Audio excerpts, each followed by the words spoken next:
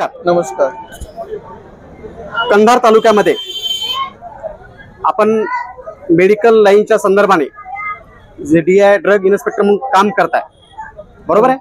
तर आपल्या ऑफिस मार्फत, आपल्या वरिष्ठ कार्यालयामार्फत कंधार शहर व कंधार तालुक्यात अधिकृत मेडिकलचे शॉप किती आहेत? संख्या सध्या जे आहेत ना, मी सध्या 2 महिन्यापूर्वी असिस्टंट कमिशनर म्हणून इथं रुजू झालेलो आहे नांदेड जिल्ह्यामध्ये। आणि नांदेड जिल्ह्यामध्ये कंधार तालुका आहे आणि पूर्ण जिल्ह्यामध्ये टोटल जे आहे मी 3600 फर्म आहे, ते रिटेल होलसेल धरून। आता कंधार वेगळं मी अजून थोडंसं ते बघितलेलं नाहीये, त्याच्यामुळे मला ते सध्या संख्या सांगता येणार नाहीये। तरी पण मला असं वाटतं की 350-400 च्या आसपास असावे। सर, जी संख्या आहे आपण जे इथे या ठिकाणी नमूद केलात, ती संख्या साधारणतः तुम्ही सांगल्या इतकी आहे, परंतु या मेडिकल लाईन मध्ये किंवा मेडिकल शॉप मध्ये सर्वसामान्य रुग्णासाठी व जनतेसाठी मेडिकलच्या दुकानामध्ये जसं लायसन्स असतील, फार्मासिस्ट असतील, ज्या काही अत्यावश्यक बाबी आहेत ज्या तुम्ही परवानगी देते वेळेस त्यांच्याकडून घेतलेले असतात, बरोबर। नूतनीकरणाच्या वेळेस तुम्हाला काय काय दिसलं आणि कसं असावं हे जनतेला कळू द्या कंधारच्या। नाही, कसं आहे, ऍक्च्युली जे आहेत ना, इन्स्पेक्शन जे आहेत आमचे जे वरून MD मधून, मंत्रालयामधून आम्हाला इन्स्पेक्शनचे यादी येतात। आम्ही स्वतः कुठेही स्वतःहून इन्स्पेक्शन करत नाही। आणि ह्या गोष्टी जे झालेल्या आहेत, आणि कधी सामान्य माणूस जेव्हा त्रासतो किंवा काय होतं, त्यांना त्रास झालेला अवघड किंवा बिल वगैरे देत नसेल किंवा फार्मसिस्ट त्यांना दिसत नसेल किंवा जाणून बुजून काही होत असेल, त्यावेळेस तक्रार आम्हाला कार्यालयास प्राप्त होते। त्याच्या अनुषंगाने मग आम्ही ती कारवाई घेतो। आणि ह्याच्यानंतर आम्ही जे काही कारवाई करतो, आता इन्स्पेक्शन जे असतात आम्ही सध्या जे मी करतोय त्याच्यात कंधार तालुक्यात सध्या तरी माझ्याकडे फक्त, आता तालुका म्हणलं तर तक्रारी अनुषंगाने माझे इन्स्पेक्शन झालेले आहेत। आणि असं KRA अंतर्गत अजून तपासण्या तुमचे झालेले नाहीये। तालुक्यामध्ये जो काही मेडिकल स्टोअरचा संख्या आहे, एकंदरीत संख्येच्या माध्यमातून जिथं मेडिकल अवेलेबल असायला पाहिजे किंवा मेडिकलची गोळी किंवा मेडिकलचं इंजेक्शन जिथं मिळायला पाहिजे तिथं मिळणं आवश्यक आहे, परंतु काही किराणा दुकानाच्या माध्यमातून जे खेडेगावामध्ये सप्लाय होतो शहरातनं किंवा जवळच्या मेडिकल मधनं, तर ते खेडेगावात कसं उपलब्ध होतंय, एक मिनिट तसं ठेवण्याचे किराणा दुकानाला अधिकार आहेत का? जर नसतील तर ते कुठल्या मेडिकल मधून जाते, याच्याबद्दल आपण कधी कारवाई केली काय किंवा चौकशी केली काय किंवा भविष्यात काय करणार आहात? नाही, याबद्दल आपल्याला जर अवगत असेल तर सहजासहजी कसं असतं, औषधामध्ये सेरिडॉन वगैरे जे OTC प्रोडक्ट आहेत किंवा काही गोष्टी हे जनरल किराण्यावरती तुम्हाला भेटू शकतात, पण जे प्रिस्क्रिप्शन ड्रग आहेत ते फक्त मेडिकलला विक्री करणे हे बंधनकारक आहे।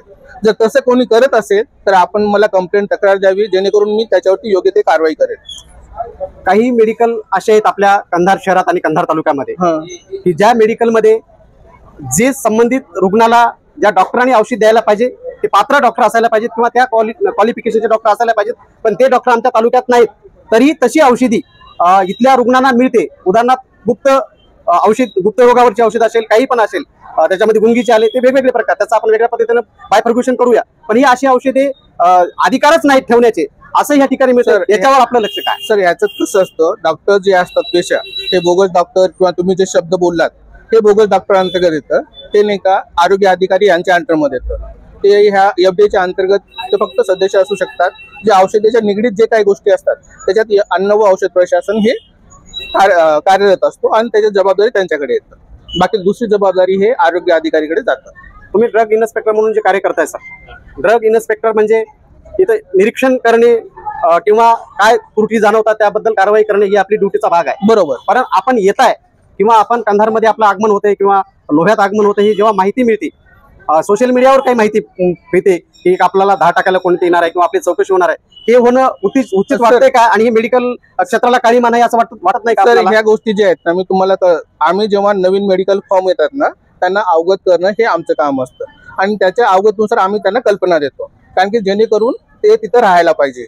जर जेव्हा धाड वगैरे टाकतो ना, तेव्हा आम्ही निश्चितच कोणाला न सांगता जातो। त्याच्यामुळे ह्या दोन्ही गोष्टी तुम्ही कंबाईन करू नका, ह्या दोन्ही गोष्टी वेगळ्या आहेत।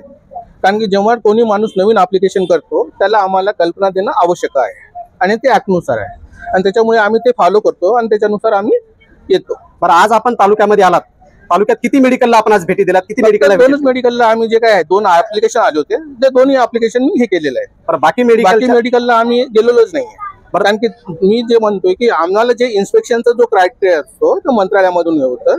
आम्ही स्वतःहून कुठेही जाऊ शकत नाहीये.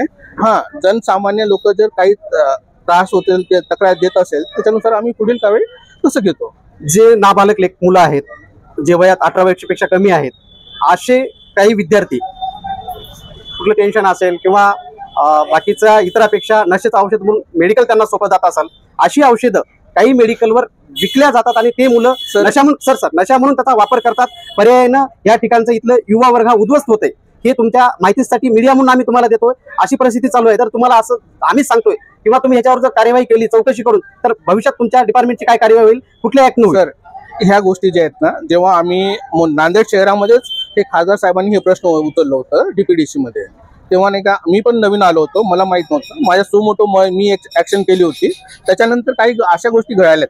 जेव्हा मग आम्ही SP साहेबाच्या अंडरमध्ये टीमच बनवली आणि ह्या ज्या गोष्टी आहेत तुम्ही जे बोलतात हे जे समाजाला घातक आहे ते घातक आहे. आम्ही त्यांना कधीही हे देणार नाही. आम्ही कारवाई करणार त्यांच्यावरती, पण तुम्ही आम्हाला अवगत करणं हे अपेक्षित आहे.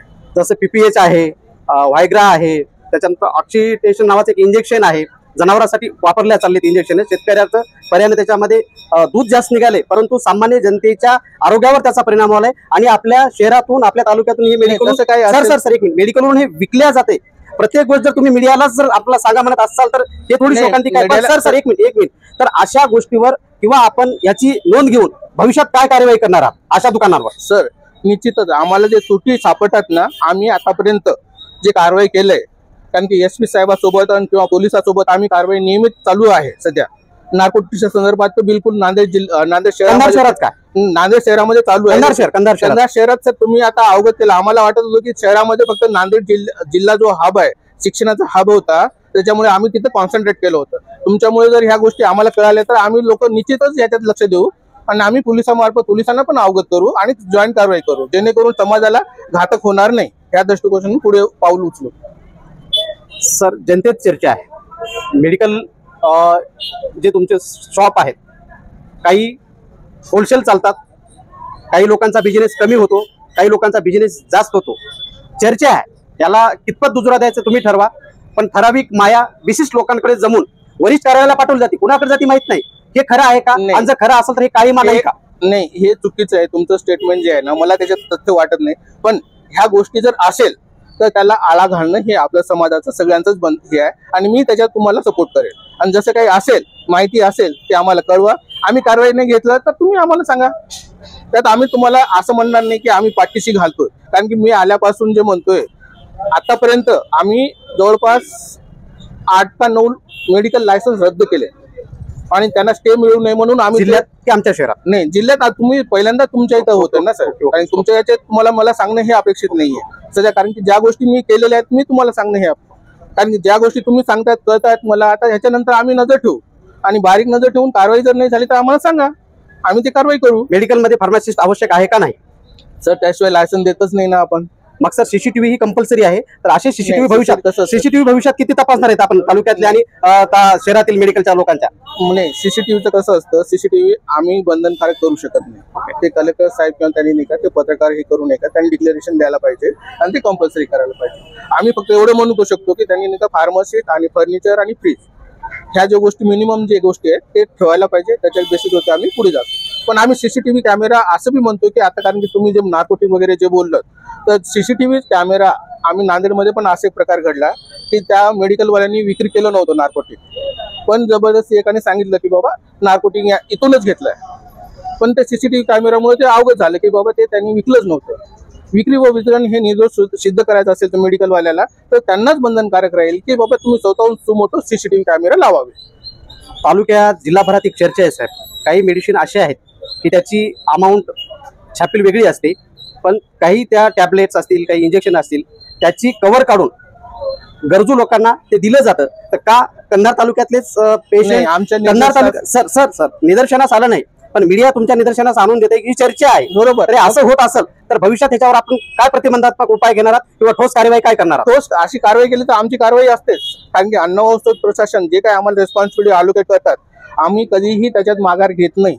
आणि ह्या गोष्टी ज्या आहेत ना वेळोवेळी, कारण आणि ह्या जिल्ह्याचा असल्या कारणानं मला तर तुमचं रिलेशन आणि या सगळ्या गोष्टी समाजाला जे चांगलं आहे त्या गोष्टी करणं हे मला निश्चितच चांगलं वाटेल आणि मी निश्चितच याच्यावरती कारवाई करेल. शेवटचा प्रश्न आहे साहेब, कंधार तालुक्यातील जनता, कंधार शहरातील जनता, आपण DI असल्यामुळे आपल्याकडे अपेक्षेने बघते. महाराष्ट्राला कळू द्या की जर अशी बोगसगिरी होत असेल, छापील किमतीपेक्षा पैसे जास्त घेणे आणि बालकांना, युवकांना व्यसनाधीन करण्यामध्ये अप्रत्यक्षरित्या आपली आर्थिक माया मिळवण्यासाठी जर असं कोणी पाप करत असेल तर भयमुक्त जीवन जगण्यासाठी तालुक्यातील जनतेला आपण काय आवाहन करणार आहोत? आव्हान एवढंच करेल की ह्या गोष्टी ज्या आहेत ना, कोणी करत असेल तर शासनास अवगत करावे आणि शासन जर कारवाई नाही घेतली तर पुन्हा त्यांच्यावरती तुम्ही जे म्हणाल तुम्ही ब्लेम करू शकता. पण सहजासहजी कायदा तुमचा काय कायदा? आमच्या कायद्यात लायसन कॅन्सल करणं आहे आणि ते सस्पेन्शन करणं, ओपन सांगा सर, लोकांना ते कळेल. लायसन रद्द करणं आहे मेडिकल वाल्याचं. क्लिअर बोला. अच्छा, मेडिकल वाले आम्ही जेव्हा लायसनची जेव्हा संबोधतो ना, जे आम्ही लायसन देतो त्यांनाच आम्ही लायसन्सी म्हणतो आणि तेच लायसन आम्हाला कॅन्सल करायचे अधिकार आहेत आणि सस्पेन्शन करायचे अधिकार आहेत. आणि ते आम्ही जनतेला आव्हान करू इच्छितो की अशा गोष्टी जर कोणी करत असेल तर अवगत करावे, जेणेकरून शासन हे काम करेल. आणि काही गोष्टी ज्या आहेत ना, मला फक्त एवढंच म्हणायचं आहे की आज मीडियावाल्यांनी हे प्रश्न उद्भव म्हणजे माझ्यासमोर ठेवलं. मला खरोखरच हे अपेक्षित होतं की हे मेडिकल वाल्यापासून अपेक्षित यायला पाहिजे होतं, पण मी त्यांचे शुक्रगुजार आहे की त्यांनी तसं अवगत करून दिलं. आणि अशा जर कोणी घटना करत असेल त्यांना निश्चितच आपल्याला आळा घालावा लागेल आणि ते कारवाई करावं लागणार. धन्यवाद.